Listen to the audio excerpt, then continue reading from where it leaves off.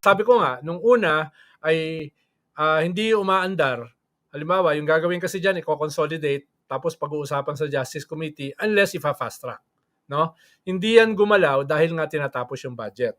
Ngayon, ang dahilan ay dahil meron pa daw third impeachment case. Mahirap naman i-consolidate mo yung dalawa tapos may parating pa na isa. So, ulitin mo uli yung consolidation. No? At after ng consolidation, aakyat na yan sa Justice Committee para tignan kung sufficient in substance and form. Na again, inuulit ko, pwedeng i-fast track by getting 30% signatures. At least 30%.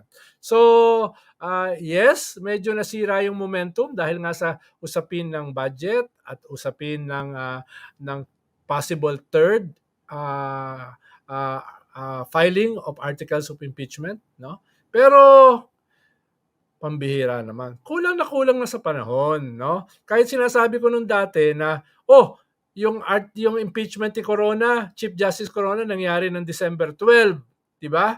Pero, hindi na to 12 di ba? 16 na no? 16 na. Magpapasko na, di ba? So, hindi na ganun kalawak yung runway. Ang sinasabi naman ng iba, hindi, pwede pa naman next year. Siyempre, theoretically, posible pa naman. Pero paliit yung runway. May nagsasabi pa, pwede naman ituloy yan after ng election. Siyempre, iba na yung mga senador niyan. Iba na yung impeachment court, di ba? At gray area yan. Yung mga dati bang senador ay pwede pa rin kasama dun sa impeachment court kahit hindi na sila senador. Medyo malabo yun. Tapos may mga bago kang senador na iba na yung motibasyon. No? So, medyo malabo kung after election pa, magpapatuloy yung, at the very least, yung impeachment court ng Senado. No? So, yun, I beg to disagree dun sa ibang mga more optimistic than me. No? Optimistic pa naman ako na kaya pa.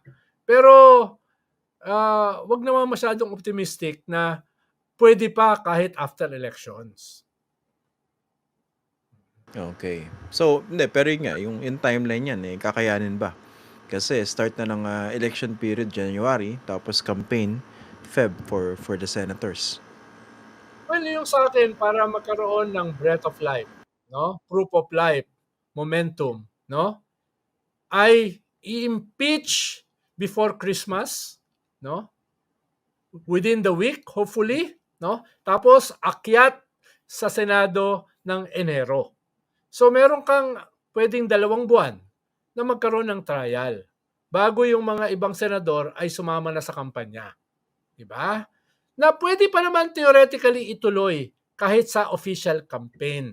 Pero syempre, medyo may mga dyan, may mga problema na. Dahil siguro mga 6 o 7 na mga senador baka hindi na makasama actively doon sa trial. No? So, yun yung problema. Kaya ideally, bagay wala namang ideal sa buhay, no? Ang ideal lamang ay pag-ibig, no? Sa buhay ay meron kang ilang araw para tapusin ang impeachment or linggo. At meron kang 1 o 2 buwan para tapusin yung trial, no? Yun yung near ideal. Bago yung hit ng kampanya na talagang mag-escalate na ng bandang Marso. Okay. Okay. Yun. Agree. Maraming salamat, Senator. Hindi, maraming salamat. Hindi, ako lang naman, ang role ko lang dito, makinig. Alam niyo na, pag mayroong gustong sabihin, mag-rant, makikinig lang ako. Tanggap lang ng tanggap. Parang parang nasa confessional. Ayan. Wala akong hinihirit whatsoever. Wala akong mga pagsundot-sundot. Oo. Well, parang hindi nila napansin. Parang hindi nila napansin. Wala ako, yung passive lang ako rito. Passive listener. Nakikinig lang ako. I'm a good listener. Parang hindi bagay sa'yo, na passive-aggressive. Teka, maraming salamat, Senator, for joining us. And we missed you. Kahit hindi naman kasi, pakalat-kalat din naman kayo online. No? Pero at least, seeing you in your familiar location, no? Sa inyong hideout. Kung saan man 'yan, no? Pasensya na po at medyo na late, no? Dahil ang daming tinatapos ng mga meeting na matagal na wala tayo at yung grabing traffic. Oo, tsaka abangan nyo, meron kaming gagawing Christmas party episode. Ayan. Yan.